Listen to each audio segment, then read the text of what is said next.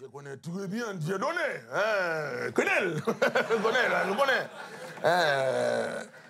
Tout d'abord, je tiens à préciser que je ne me considère pas du tout comme un raciste.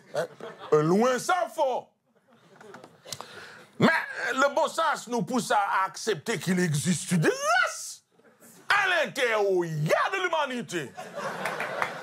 L'homme noir, l'homme noir représente un sous-groupe, le mélanoderme,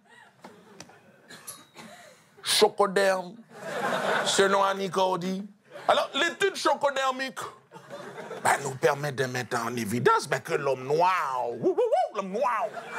possède une couleur, l'homme de couleur, alors que l'homme blanc en est dépourvu. Le leucoderme ou vanilloderme. Parce que lui descend directement de la méduse. Alors, oui, colorimétrie zéro.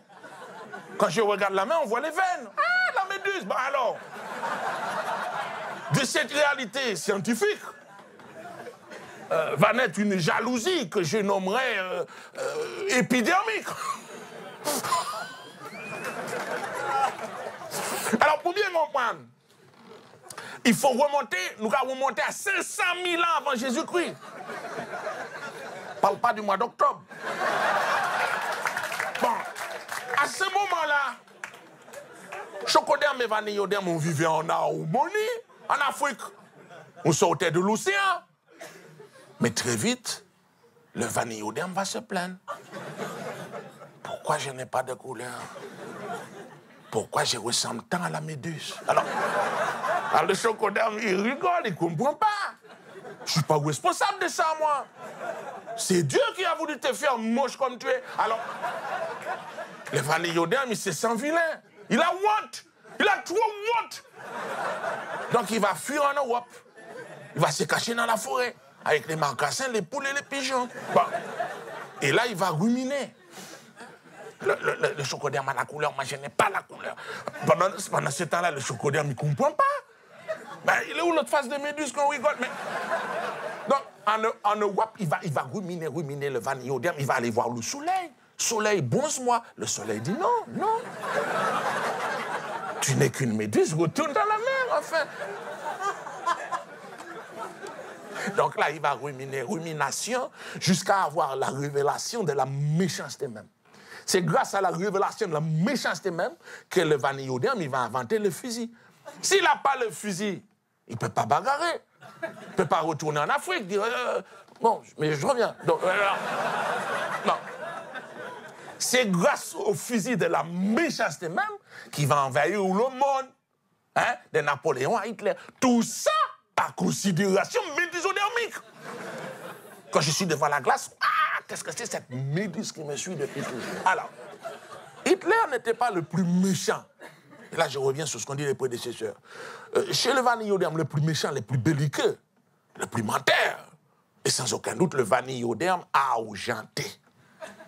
De son nom scientifique, le vanilloderme Akipa. Reconnaissable à la demi-noix de coco qu'il a sur le sommet du crâne. C'est pour cacher à son Dieu les mauvaises intentions qu'il a que faire. Le vanilloderme Akipa a pris le pouvoir chez le vanilloderme grâce à l'argent. D'où le nom de vanilloderme argenté. Alors, le problème de Dieudonné, c'est-à-dire que le vanilloderme Akipa n'aime pas le chocoderme. Toujours le voir danser, jouer au ballon, tu vois, zouk, zouk, zouk, zouk. Mais si tu parles, je mets la chicotte. Alors c'est pour ça. Il faut savoir qu'à Akipa City,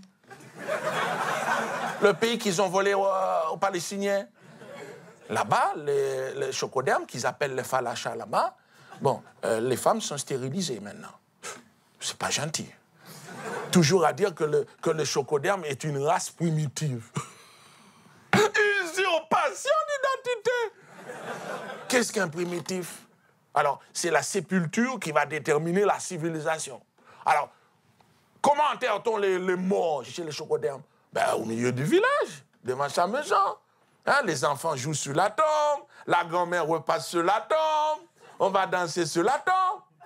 Chez les vanillodermes, à la sortie du village, à côté des poubelles, qui est le primitif, qui ne l'est pas, on verra ça la semaine prochaine. Alors évidemment... Alors vous allez me dire, ouais, mais Dieudonne, tes personnages, toujours... Bon, le débat démocratique me l'impose, je vais donner la parole à l'un de mes adversaires. Un vanilloderme à kippa hystérique. Alain Jakubowicz.